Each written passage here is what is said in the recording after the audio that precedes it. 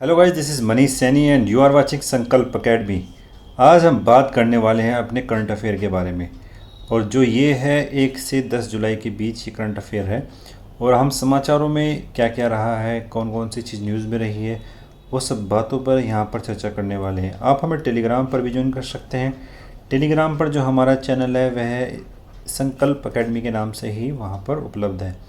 हमने डिस्क्रिप्शन में उसका लिंक भी दे दिया है, आप वहाँ से हमें ज्वाइन कर सकते हैं। तो चलते हैं अपने करंट के पीडीएफ की ओर। पहला जो हमारे पास यहाँ पर प्रश्न है वो ये है कि सार्वजनिक उद्यम विभाग किस मंत्रालय के अधीन किया गया है। सार्वजनिक उद्यम विभाग को हम डीपीआई भी कहते हैं। तो अभी ये रखा गया है वित्त मंत्रालय के अंतर्गत। वित्त मंत्रालय के अंतर्गत मोदी सरकार ने जुलाई 2021 में इस महत्वाकांक्षी विनिवेश कार्यक्रम को सुविधाजनक बनाने के लिए इसको वित्त मंत्रालय के अंतर्गत शामिल किया गया है। इससे पहले जो डीपीआई था वो भारी उद्योग और सार्वजनिक उद्यम मंत्रालय का हिस्सा था। तो अब ये हिस्सा है वित्त मंत्रालय का। तो अब चलते हैं नेक्स्ट क्वेश्चन पे। नेक्स्ट क्वेश्चन है हमारे पास, खेलो होबे दिवस किस राज्य में बनाया गया है। तो ये बनाया गया है पश्चिम बंगाल में।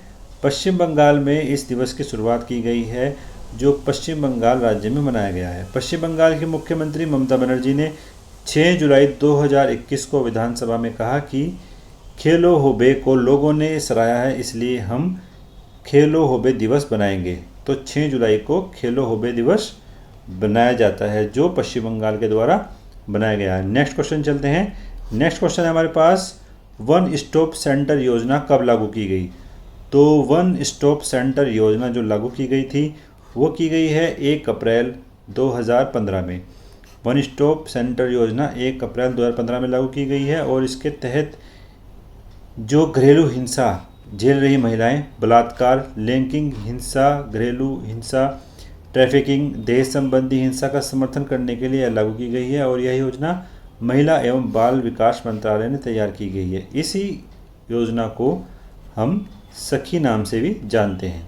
तो ये लागू की गई है 1 अप्रैल 2015 में। नेक्स्ट क्वेश्चन जो हमारे पास है वो ये है कि क्रिकेट के कितने प्रारूपों में सर्वाधिक रन बनाने वाली महिला क्रिकेटर कौन है। तो जो इसका सही उत्तर है वो है मिताली राज। तो क्रिकेट के तीनों प्रारूपों में सर्वाधिक रन बनाने वाली जो महिला क्रिकेटर है वो है भारतीय क्रिकेटर मिताली राज।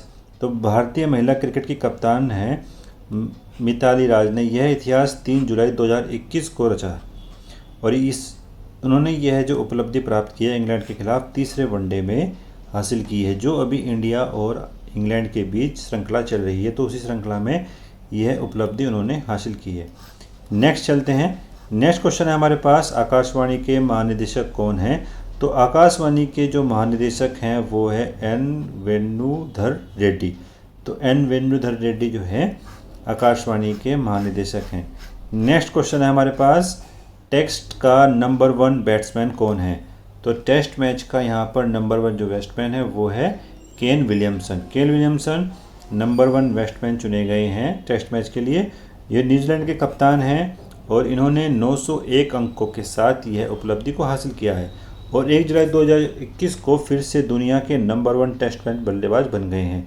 और इससे पहले उन्होंने जो है इस पद पर ऑस्ट्रेलिया के स्टीव स्मिथ थे और दूसरे स्थान पर अब ये पहुँच गए हैं। और जो हम बात करते हैं भारतीय कप्तान विराट कोहली का, वो 4थे स्थान पर है और रोहित शर्मा इस पर 6ठे स्थान पर हैं। अगर हम 7वें पोजीशन की बात करते हैं तो वहाँ पर ऋषभ पंत हैं। तो 7वें पोजीशन ऋषभ पंत हैं और भारतीय कप्तान विराट कोहली 4थे स्थान पर हैं और 6ठे स्थान पर रोहित शर्मा है।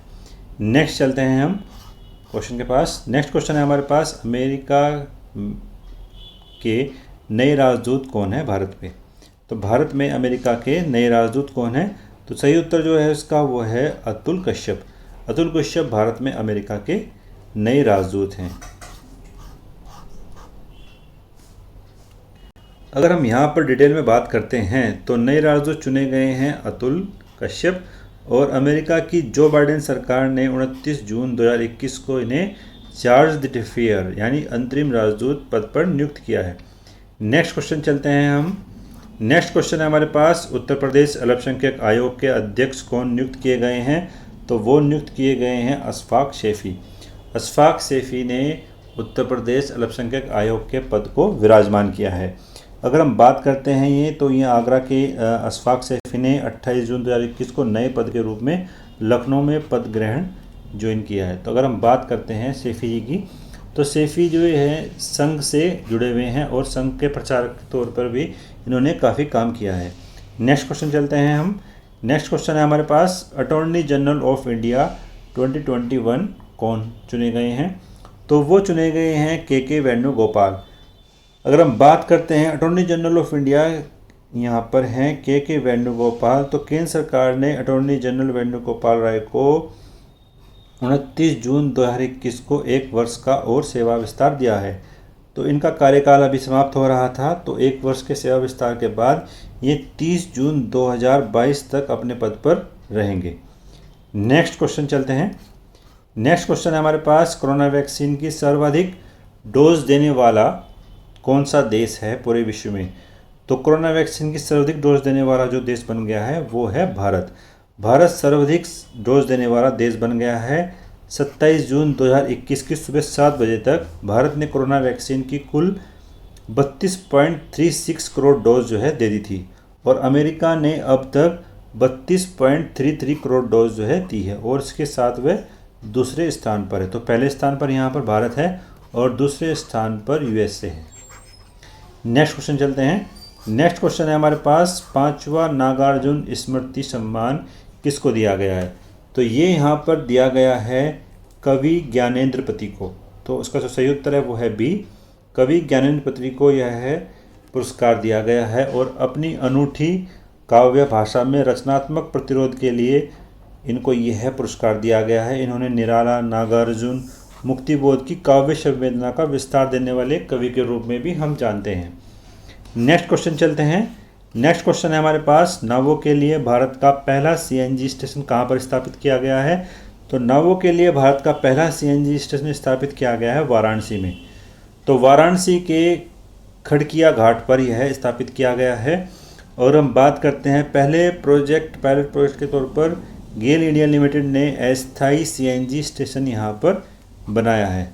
तो भारत का नावों के लिए भारत का पहला सीएनजी स्टेशन वाराणसी में स्थापित किया